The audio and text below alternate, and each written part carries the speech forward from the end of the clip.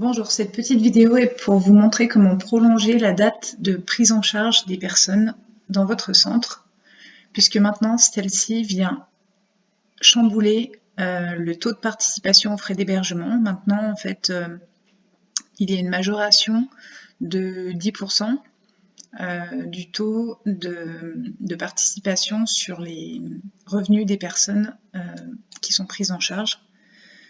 Vous avez possibilité de paramétrer cela depuis la fenêtre des sites, et sinon, donc une prise en charge en CADA ou en CPH par exemple peut être prolongée avec l'accord de l'OFII. Donc vous avez le formulaire de demande de prolongation qui se trouve ici, et vous avez du coup une date pour entrer, enfin une zone pour entrer la date à laquelle vous avez demandé la prolongation. Donc ça, c'est la forme habituelle qui va vous permettre de prolonger du délai légal, donc je crois que c'est 3 mois, après cette date-là, la prise en charge de la famille. Donc là, je vais supprimer pour vous montrer l'exemple. Sur cette famille-là, donc j'avais généré non, c'est pas sur cette famille. J'avais généré une participation à l'hébergement, donc que je vous ai montré au départ, qui tenait compte des 10% plus des 20%, donc 30% de participation à l'hébergement. Maintenant, dans les statistiques, donc dans la colonne présent du site ou du dispositif, vous avez un bouton qui s'appelle liste des indus. Donc là, j'ai laissé la date d'aujourd'hui. Après quelques secondes de calcul, vous allez avoir les personnes qui sont actuellement en indu. Donc on voit ceux qui sont en indu vert, donc c'est les personnes qui sont bénéficiaires de la protection internationale, les autres sont les déboutés.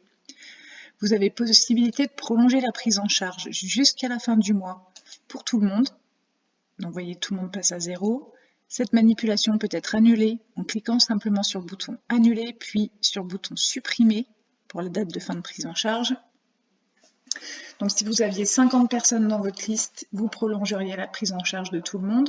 Vous avez possibilité d'ignorer. Donc on va dire qu'on ignore madame qui dépasse de 6 jours en tant que statutaire, et on va vérifier qu'on a bien prolongé en cliquant sur le bouton indu de 3 mois. Donc là ça n'a pas été fait, on voit le petit calendrier.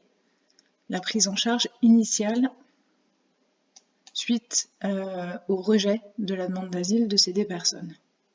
Donc là, on voit qu'en fait, ils sont encore en indu. Donc, elle jusqu'en septembre 2020 et elle jusqu'en 2021. Donc, ils vont être encore en indu. Pour mon exemple, donc je vais vous remontrer. On prolonge, on va dire, jusqu'à la fin du mois. Et ainsi, si je crée une nouvelle participation à l'hébergement, donc j'ai fait un petit bouton pour dupliquer, je vais avoir le taux de 20% sans majoration, puisque du coup la famille n'est plus en indu. Donc si vous voulez rectifier cette participation, vous voyez que là j'ai ajouté une participation à l'hébergement avec 1 mois supplémentaire. En fait, il va falloir, vous voyez, si je recalcule, en fait ça a bien gardé le fait que madame était en indu. Donc en fait, vous n'avez qu'à supprimer la ligne que vous aviez créée. Donc pour supprimer les lignes, il faut bien supprimer toutes les ressources perçues, le revenu,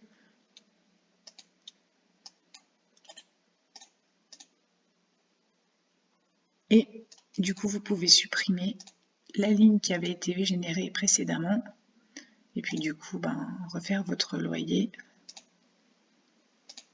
d'avril pour les revenus de mars avec le bon pourcentage appliqué. Voilà, pour d'autres questions, me contacter. Au revoir.